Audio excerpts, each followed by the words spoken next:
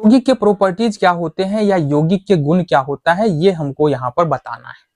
देखो, यौगिक जिन दो या दो से अधिक पदार्थों से मिलकर के बना होता है, उस पदार्थ को किसी भी भौतिक या यांत्रिक विधि द्वारा अलग नहीं किया जा सकता। भौतिक विधि क्या होता है?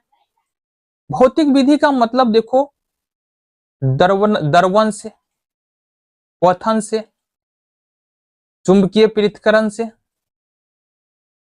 चुंबकीय पृथक्करण से, ठीक है, आसवन से, उसके बाद तुम्हारा वाष्पन से, ये सब हमारा भौतिक प्रक्रिया है। तो यौगिक के कणों को भौतिक प्रक्रिया के द्वारा अलग नहीं किया जा सकता। सपोज हमने कहा कि हाइड्रोजन और ऑक्सीजन के मिलने से, हाइड्रोजन और ऑक्सीजन के मिलने से जल बन जाता है, कार्बन और ऑक्सीजन के मिलने से कार्बन डाइऑक्साइड बन जाता है, नाइट्रोजन और हाइड्रोजन के मिलने से अमोनिया बन जाता है, ठीक है, बन गया।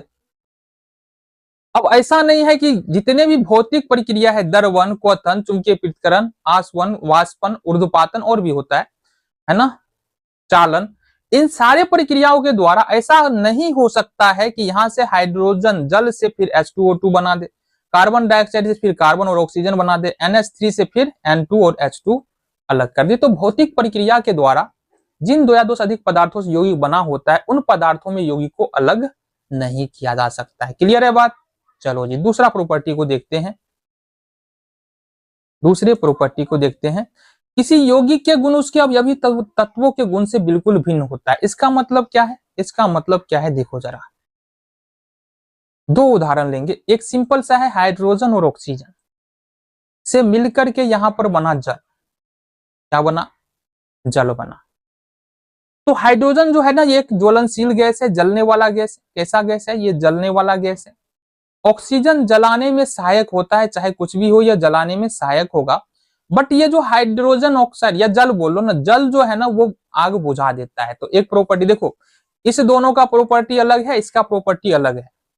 अब इस दोनों से जो मिलकर के बनाए ना यौगिक, उसका प्रॉपर्टी अलग है। दूसरी बात, ये भी गैस है, ये भी गैस है, और ये हमारा लिक्विड है, तो ये भी प्रॉपर्टी अलग हो गया। गैस गैस मिला और बन गया द्रव, यानी कि गैस गैस मिला बन गया द्रव। दूसरा उदाहरण हम ले, देखो, कार्बन गैस है, ऑक्सीजन गैस है, और कार्बन डाइऑक्साइड एक गैस बनता है। तो यहां पर देखो, ये भी गैस, ये भी गैस, ये गैस। तो यहां पर एक प्रॉपर्टी तो कम से कम नहीं बदल रहा है कि गैस गैस मिलकर के यहां पर गैस ही बन रहा है। दूसरा प्रॉपर्टी, कार्बन फिर से जलने वाला होता है, जिस भी पदार्थ में कार्बन होगा वो जलेगा। ऑक्सीजन जलाने वाला होता है, मतलब जलने में सहायक करता है। और कार्बन डाइऑक्साइड क्या करता है ना, इसमें प्रॉपर्टी होता है आग बुझाने का, आग बुझाने का। तो ये कार्बन डाइऑक्साइड का प्रॉपर्टी बदल गया, ये ना ऑक्सीजन से मिल रहा है ना कार्बन से मिल रहा है। तो कह सकते हैं यौगिक जिस भी पदार्थ से मिलकर के बना होता है उसका प्रॉपर्टी और यौगिक का प्रॉपर्टी बिल्कुल अलग होता है। ठीक है, आगे बढ़े, आगे बढ़ते हैं। किसी यौगिक के बनने में ऊष्मा या प्रकाश के रूप में या तो ऊर्जा दिया जाता है या ऊर्जा निकलता है। देखो जरा ध्यान से देखना, ध्यान से देखना, समझ में आएगा तुमको। ध्यान से देखो, यहां पर सपोज हमारे पास CaO क्या होता है, कैल्शियम ऑक्साइड है। इसको हमने पानी के साथ मिलाया, बन जाएगा CaOH का होल ट्वाइस। अब ये जो रिएक्शन हमने लिखा, ये रिएक्शन किसका है? चूना को जब हम पानी में मिलाते हैं तो चूना जल बनता है, ठीक है। और जिस भी कंटेनर में ये रिएक्शन हो रहा है ना, ये कंटेनर क्या होता है, ये गर्म हो जाता है। गर्म होता है कि नहीं होता है? मतलब यहां पर क्या हो रहा है, यहां पर क्या हो रहा है, यहां पर एक रिएक्शन हो रहा है, दो पदार्थ मिलकर के एक नया पदार्थ बन रहा है, और साथ ही साथ उष्मा यहां पर निकल रहा है। दूसरा उदाहरण हम लेते हैं कि H2+O2, ये वाला नहीं, ये वाला नहीं, यहां से हमने कहा बाबू H2O, और इसको अलग करना है तो इसमें इलेक्ट्रिसिटी प्रवाहित करना पड़ेगा। जब विद्युत धारा प्रवाहित करते हैं तो यहाँ पर ये हाइड्रोजन और ऑक्सीजन में अलग हो जाता है। तो जल को हाइड्रोजन और ऑक्सीजन में अलग करने के लिए क्या करना पड़ता है, उसमें विद्युत धारा प्रवाहित करना पड़ता है, फिर ये हाइड्रोजन और ऑक्सीजन में अलग होता है। तो कहने का मतलब क्या है, कहने का मतलब है यौगिक को तोड़ करके दो या दो से अधिक पदार्थ बनाने के लिए हमको किसी ना किसी रूप में ऊर्जा की जरूरत होगा, और यौगिक बनने में भी किसी न किसी रूप में ऊर्जा का परिवर्तन होता है, चाहे दिया जाए चाहे लिया जाए। ये दो अलग अलग बात है। ठीक है जी, चलो ये हो गया तुम्हारा तीसरा प्रॉपर्टी। चौथा प्रॉपर्टी देखो यहां से, यौगिक के अवयवी तत्व भार के विचार से हमेशा एक निश्चित अनुपात में होता है। इसका क्या मतलब है? देखो इसका मतलब यह है कि जैसे सिंपल सा उदाहरण है, हमारे पास हाइड्रोजन है और ऑक्सीजन है, तो हमने पहले ही बताया ये क्या बनेगा, जल बन गया। ठीक है, जल बन गया। तो जल बनने के लिए ये जो अनुपात इसका फिक्स होता है कि यह 1:8 में ही संयोग करके जल बनाएगा, यानी कि हाइड्रोजन ऑक्सीजन संयोग करके जल तो बनेगा, बट यहाँ पर 1:8 में बनेगा।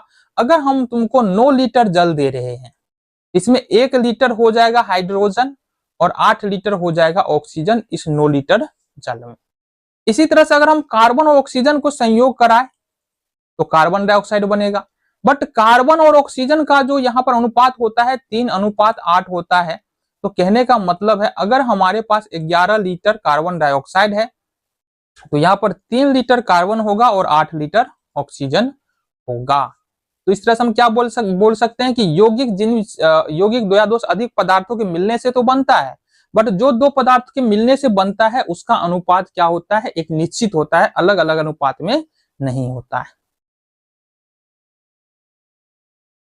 अगला यौगिक का द्रवनांक और क्वथनांक निश्चित होता है। अब इसका कहने का क्या मतलब, द्रवनांक का क्या मतलब होता है? देखो द्रवनांक का मतलब क्या होता है,